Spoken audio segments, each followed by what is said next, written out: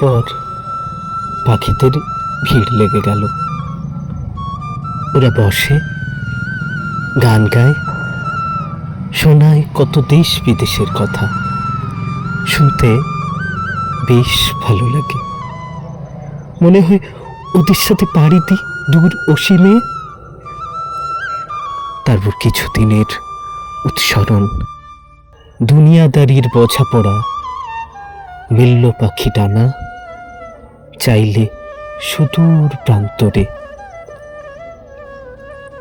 পাখি ফিরলে কোনো এক বিকেলের রোদে। ততদিনে স্মৃতির অনেক ধোঁয়া মোছা হয়ে গেছে। অপরাহ্নের মেঘে যখন গোটা দিগন্ত ছেয়ে গেছে, যখন সময় নিভে গেছে জীবন, বসলে নবোত্থিত এক হিজলের সাথে দূর থেকেই সম্ভাষণ জানালে বুঝলুম সময় পেরিয়েছে। দূর এখনো আরো দূরে নৌকার পালে লেগেছে হাওয়া।